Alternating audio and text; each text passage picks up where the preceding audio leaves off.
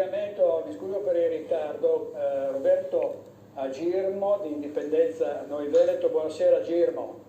Buonasera a lei, buonasera ai telespettatori e ai suoi ospiti. Senta, lei ha presentato una denuncia, mi pare in procura, per procurato allarme contro il Presidente Zaia, c'è la circostanza, insomma, ce la spiega? Certo, allora innanzitutto non è una denuncia ma è un esposto, che è una cosa un po' diversa. Allora, partiamo dal presupposto che venerdì scorso il Presidente Zaia, stante quello che hanno scritto i giornalisti e anche vedendolo un po' in trasmissione, era decisamente, come dicono virgolettati giornalisti, una furia. È una furia perché la regione, stante ciò che ha detto, era passata da un RT 0,43 a un RT 1,63, ovvero sia un rischio, a detta del Presidente, da basso a alto in conformità a quello che è il discorso del coronavirus. Dopodiché, sempre nelle sue dichiarazioni, il Presidente ha detto: non voglio terrorizzare i veneti, sto leggendo testualmente, non voglio terrorizzare i veneti, ma oggi è una giornata molto negativa, non chiedetemi se il virus tornerà, a ottobre il virus è già qui. Abbiamo 5 positivi, eccetera, eccetera, e così via. Allora, le dichiarazioni del Presidente, oggettivamente, che erano relative a quello che poi avete anche parlato prima, cioè a un totale di 5 positivi su 5 milioni di abitanti, sono state allarmanti, sono state delle posizioni che hanno avuto una ridondanza mediatica decisamente funesta. Ne hanno parlato immediatamente i giornali locali, i giornali regionali, i giornali nazionali, ma anche i giornali a livello internazionale. Come lei sa, i media quando ci si mettono poi pompano abbondantemente, però le notizie erano quelle fondamentalmente.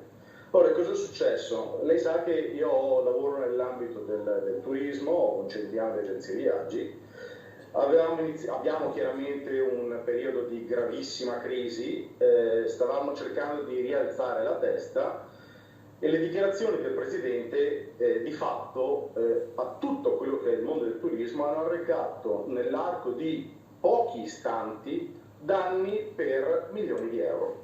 Danni che sono relativi al comparto di incoming, ovvero sia di ricezione della clientela sia nazionale che internazionale, hanno recato danni quindi agli hotel, piuttosto che ai campeggi, piuttosto che ai ristoranti, perché chiaramente ci sono state immediatamente disdette. Posso parlare della mia esperienza personale, soltanto 2 delle mie agenzie hanno detto immediatamente: guarda, mi sono arrivate nell'arco di poche ore già disdette, una era per Jesolo, l'altra era per Bibione.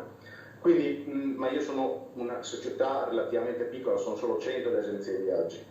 Quindi mettiamola così, in realtà poi andando a parlare anche con molti miei colleghi del settore turistico, è stata gravissima la situazione, tant'è che il Presidente il giorno dopo si è accorto della cosa poco furba che ha fatto il giorno prima e ha cercato di ridimensionare il giorno dopo quelle che erano le sue dichiarazioni. Però, dato che c'era marcato il piacere a parlare in Veneto, parlo anche a me, e si è stata esulta con l'esbreo sostanzialmente. Cioè, oggettivamente è stata una cosa grave, io direi che è stata tanto grave al pari delle varie puttanate che ha raccontato Conte quando diceva che c'era una potenza di focus di 150 miliardi pronta per l'Italia, quando in realtà poi giorno dopo giorno ha dovuto fare un dietrofront perché i soldi non c'erano.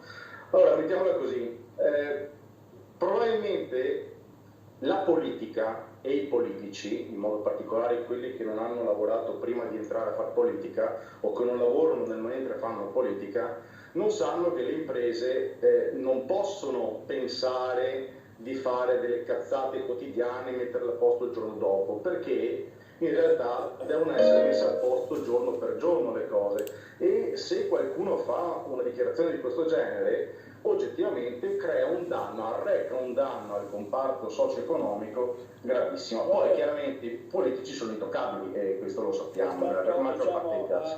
Diciamo,